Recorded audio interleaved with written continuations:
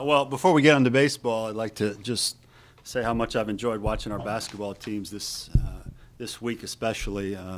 Good to see Frank getting it going, and obviously Dawn has the number one team in America, and that game last night was amazing. So just want to send my congrats to them, and as we move into baseball, anxious to get going.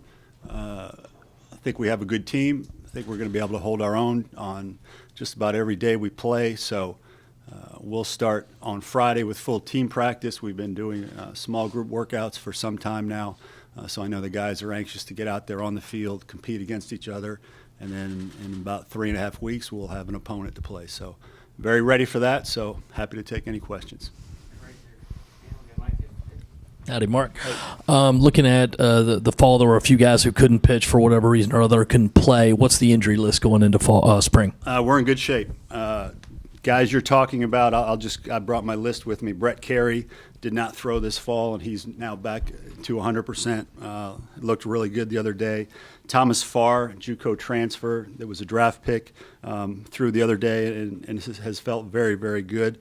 He was up to 93 the other day, but we anticipate once the weather warms up, he'll be back to his 96, 97. Andrew Peters threw very well the other day, another JUCO transfer.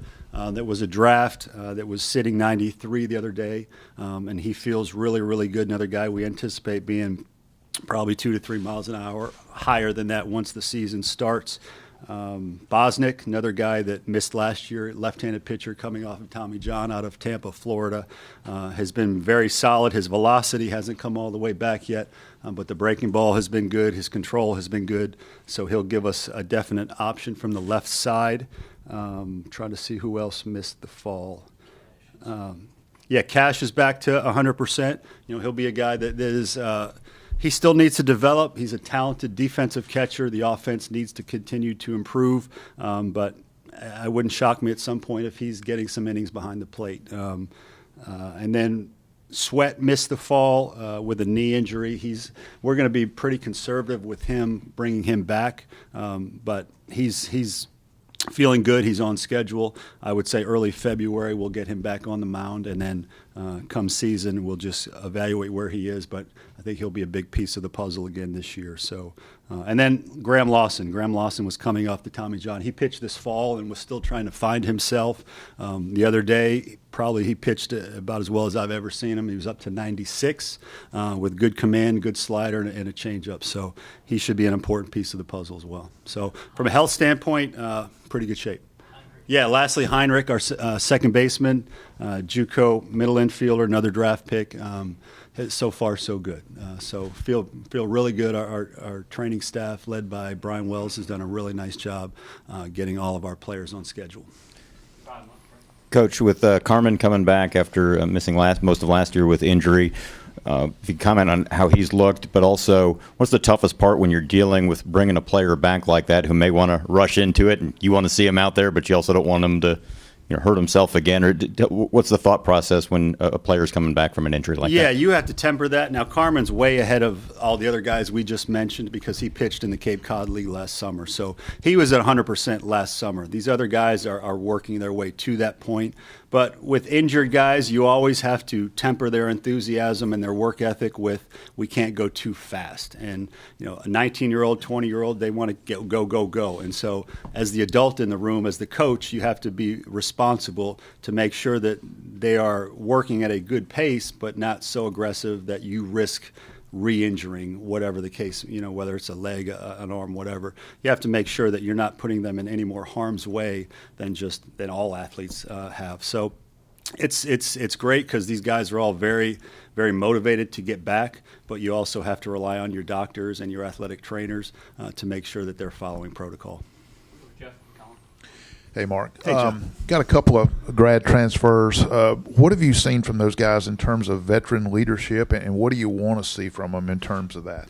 Yeah, well, we brought them in because we thought our offense needed some proven guys that had a ton of at-bats at the Division I college level at a very high level. And so with Bryant Bowen and Dallas Beaver, we brought in two guys that had a ton of at-bats in college. Both were over 300 last year with really good power and RBI numbers. And they're also two mature kids. They have had a really good presence in our locker room. I don't think we've asked them to come in and lead this team because they've only been on our campus for about 6 months, but they have blended very well with our guys. And so I know our younger guys have looked to them and asked them questions, and they've been really good at just going about their business like veteran proven guys that they are. And so I think they have a chance to help us. Where they hit in the lineup is still to be determined. Where they play defensively is still to be determined. But they're two proven bats that will absolutely help us.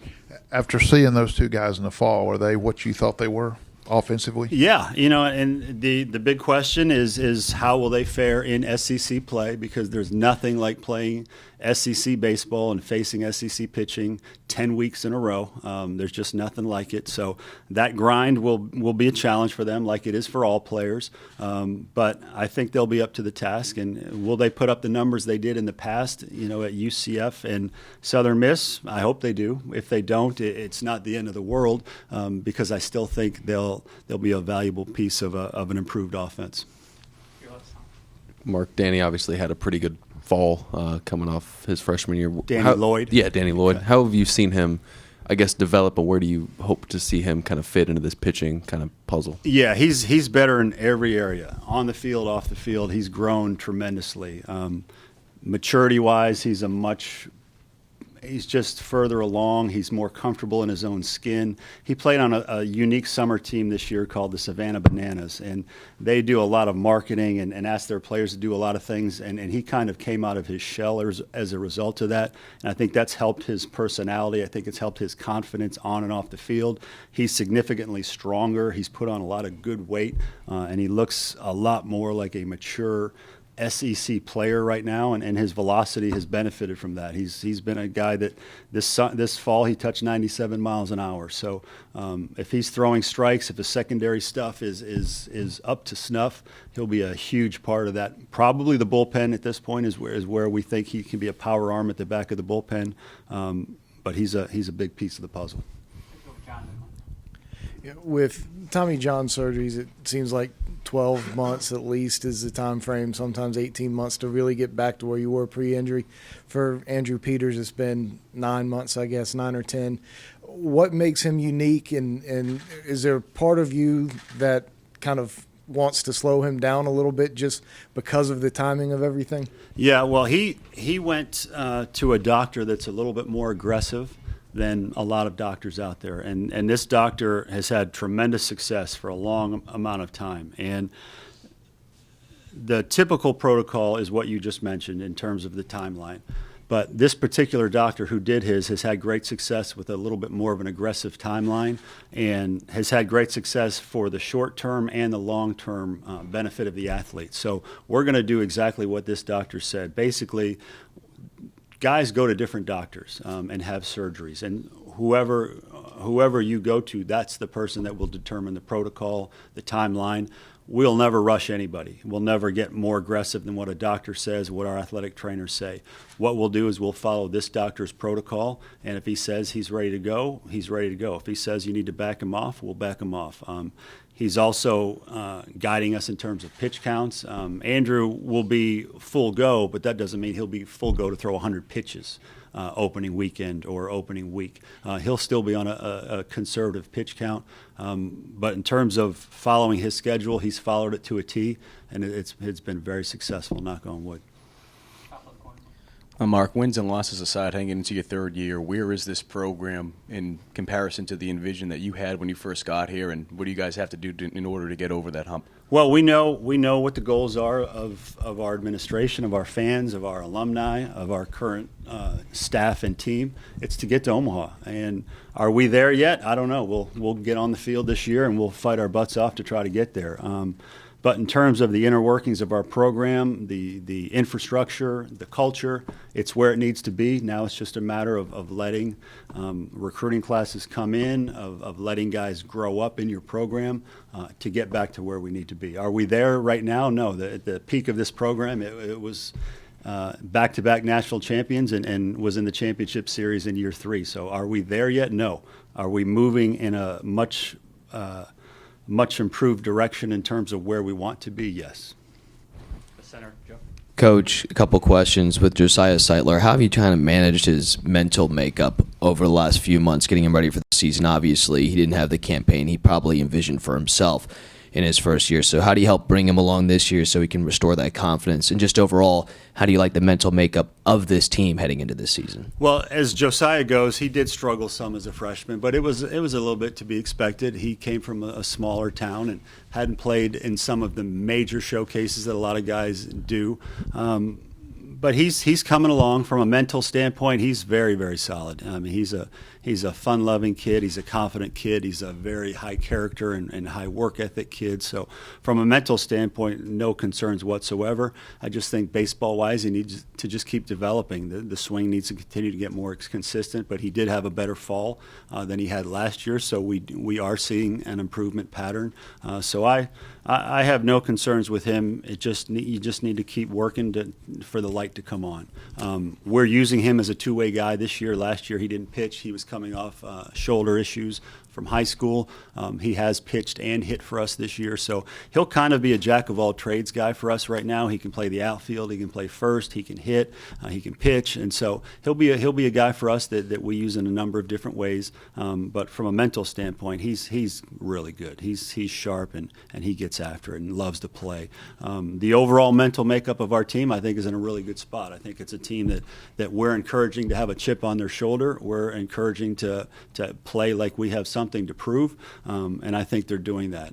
I've heard from our weight room people, I've heard from different areas that this is a very hardworking team, and I would agree with that, watching how we go about our business daily. So I think we're in a good spot mentally, and we're ready to get on the field and play. Yeah, Mark, we saw last year Noah had a really good summer in the Cape, came in with a lot of expectations and struggled, had another good summer in the Cape this time. What is he going to have to do differently? What have your conversations been with him to kind of make sure that this season goes better? Yeah, I think for him it's just continuing to figure out who he is and who he needs to be. I think we've tailored how we train him now more to what will benefit him. In other words, he's a guy that needs to just spray the ball around. And when he put a wood bat in his hand, he really didn't think a whole lot about power during the summer playing the Cape Cod League. He just sprayed the ball around, took his hits where he could get them, and he's had success. Here, maybe it's a little bit of my fault as we've asked him to drive the ball maybe more than he needs to. And so what we're trying to do is just make sure we understand the kind of player he needs to be. He has a good grasp of who he needs to be and how to prepare for that, and we're just going to let him do that. The interesting thing is, that Cape Cod League in here is interesting because Andrew Eister had a really good year for us and then struggled a little bit in the Cape. So it happens both ways. Some guys play better here and struggle a little bit when they go off to summer ball and vice versa. So the key is learning what makes your players tick, how best to prepare them and train them and make sure that it's being done at a good level. That's why when your program is you're starting to coach guys year after year after year, you learn more about your players, you learn what they need from a preparation standpoint, and that gives them their best chance for success. So I think he's in a good spot. I don't think we're going to have to ask him to be the whole offense. I think he's going to be one of 9 guys on any given day that can really help us. So I think as a junior now, he's relaxed. He knows what he is, and I think he'll have a good year for us.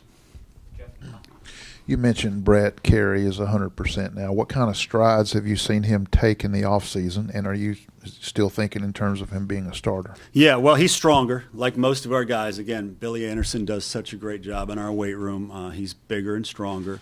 And so we haven't seen him enough to say what strides he's made on the mound because he didn't pitch this fall, and he threw 15 pitches in a sim game the other day. So it's too early to say what strides he's made. But we know he's one of the better pitchers around. His stats proved that last year. He closed games for us. He started games for us. We're going to give him the opportunity to be a starter. And a lot of where that leads will have to do with how he performs, but also how other guys perform. In other words, your 4 most important pitchers on your staff are your Friday, Saturday, Sunday, and closer. So we've got to make sure we have those areas on lockdown. So if we have somebody else we think, like a Graham Lawson, like a Daniel Lloyd, like a Brandon Jordan, if one of those guys earns our confidence that they can close games at the end, it makes it a lot easier to move Brett Carey to the rotation. We have guys that can do it, but until you do it with the lights on, with a one-run game in the ninth inning and 10,000 fans going crazy, you have to work your way through that. So how the pieces of the puzzle work together will have a lot to do with what role Brett Carey's in. And also, as a follow-up to that, how much better do you feel about this pitching staff than you did last year in terms of talent and depth and everything? We have options. We have options that we're very, very confident in. I've said it many times. We just asked guys last year, because of the situation we were in, to do things that were just a little above where they were comfortable, and to no fault of their own. It was the situation we were in. This year, I feel much more confident that the combination of talent and depth will allow us to put guys in areas where they can be comfortable, and when you're comfortable, you have a better chance for success. I don't think we're going to have to ask guys to do more than they're capable of this year, and I think that's a major plus. So you were obviously, I think, last in the league in on-base percentage, but pretty high in slugging last year. What have you seen from fall and then the skill work now to make you think that this will be a little bit more of a balanced offensive lineup? Yeah, well, as you know, Stuart Lake has taken over our hitting full time, and we collectively have made a major commitment to focus on base percentage, with power being complementary to that. Last year, we focused maybe a little bit more on power, and we saw we hit a lot of home runs, and on days we hit home runs, we won, and on days we didn't, we struggled to score runs. We want to be a much more balanced offense. We want to be an offense that can steal bases, but also hit for power, but also have clutch two-strike RBI at bats. We want to be all of those things. Last year, we were very one-dimensional. And so as we continue to evolve, and that's through the recruiting process and through the development process, we want to be a very balanced offense. And I think this is an offense that will have guys that can give you two-strike at bats, and I think it'll be an offense that's going to have power. I mean, this is not a team that will lack for power, but I think we'll be able to give more consistent quality at bats up and down the lineup. Mark, you mentioned the expectations from everybody outside and the pressure to win here. Do you feel any extra pressure going into your third year specifically? Is the NCAA tournament a must? I mean, every year, I think every year I've ever coached, I thought NCAA was a must for our team. So I don't think you benefit any from putting more pressure on your team or on your coaches. It's just, we're motivated. That's just in our DNA. We want to go to Omaha. That's why we come here. We want to go to Omaha. I don't think feeling or looking for or adding pressure to your team or your staff is going to benefit anybody. Now, that being said, I think you can find different motivational tactics to make sure guys stay sharp and stay as motivated as you want them to be. But pressure is what you make of it. We all want the same thing. We all want the same thing. Mark, up here in the back, kind of two questions in one. Is there someone during fall ball or even in the summer leagues that you really were impressed by that stood out? Or is there someone that maybe the media and people aren't really talking about that you think is going to make a significant impact this year? Yeah, I think there's a lot of guys. I think we have so many new players, and the recruiting class was pretty significant that our team this year is about 50-50 returners versus new guys. So there's a lot of names here on my sheet that I'm excited for guys and our fans to see for the first time. You got a glimpse at some of them this fall in the Georgia Tech game. Wes Clark is a guy that hit a big home run in that Georgia Tech game to dead center that ended up, if it was a 9-inning game, winning that game for us, who had a great summer and has really developed nicely. I think he's one of the guys that's one of the more improved players on our roster. And I just look at these JUCO guys. We got a lot of guys that have had success in the past that are really good baseball players. Nobody knows who Noah Meyers is right now, one of our center fielders, but in time they will, and they'll grow to appreciate the kind of player he is. And Brennan Malone, a third baseman, a guy that passed on the draft and could be playing at a pretty high level here shortly in pro ball, is a guy that will be in our lineup as a freshman. So there's a lot of guys I'm excited for our fans to get to watch here, and then probably too many to name just one or two at this point. I know I named a couple, but there's more than just a couple. last year you sat here with your team coming off a super regional. This year missing the tournament. Were there any different emotions for you sitting in that chair today with the start of practice ahead, or do you kind of approach it the same way? Any just kind of different feelings or different kind of anticipation for the start of this third season? Yeah, I would just say that the emotions are a little bit different because coming off a super regional, your goal is, all right, now let's take one more step and get to Omaha. Coming off of last year, you're anxious to get back out there and prove that was a fluke. You're always motivated. There's a little different shades of it sometimes, but you're always motivated. But I think maybe this year, coming off of what happened last year, we're just more anxious to get going, to get back on that field and make it right. Hey, Coach, back here. Cam Gaskins with ABC Columbia. I wanted to touch a little bit more on that recruiting class. Obviously, Baseball America, perfect game, have you guys pretty ranked high.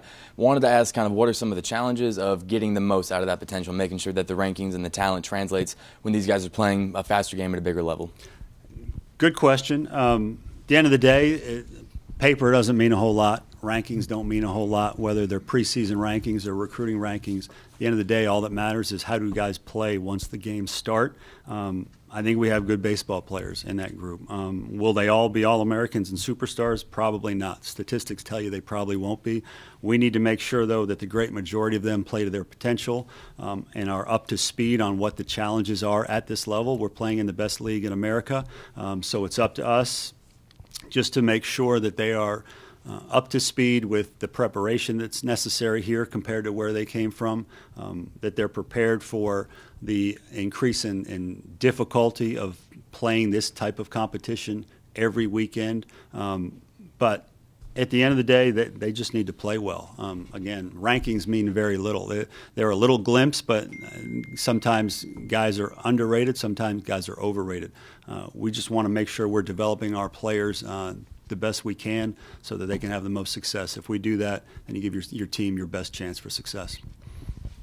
Mark, has Shiloh Sanders come over and seen what he can do on the diamond? Yeah, he's obviously Deion Sanders' kid. Shiloh is a guy that has played a little bit of baseball in the past, and he won't be on our team this year. He's a guy that obviously is still trying to consistently work his way up on the football team, and so he's a guy that has some baseball talent, and we've watched him take a little bit of batting practice, but right now he's still a full-time football player.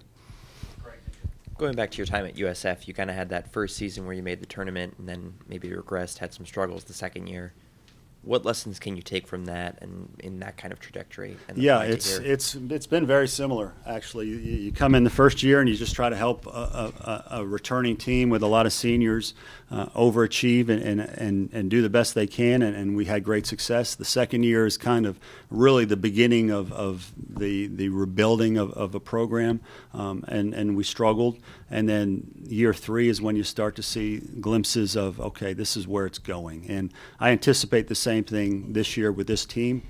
Our third year at USF, I mean, we won 42 games. We're going toe-to-toe with Florida Gators in the regional, and we're really, really good. And so I anticipate a very similar situation. How far this team goes, I don't know. We'll see once the games start, but it's very similar. What I learned is that you just have to always focus on the culture of the program. You have to always focus on recruiting and making sure you're bringing in quality players, and then you just have to let the process play out. I think Noah Meyers stole something like 77 bases last year in junior college. How fast is he, and how big of an impact do you think he can make with his speed? Yeah, well, he won't steal 77 bases in the SEC. I'm pretty confident in saying that. But I think he'll be an option, obviously. He's a guy that will generally probably have the green light for me to steal when he feels good. He's a 6'5" runner in the 60-yard dash, which is very good.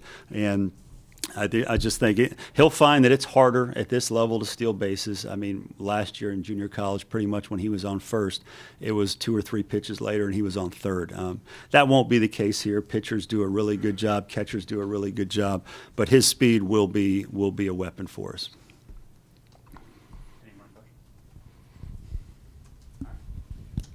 All right. Thanks, everybody.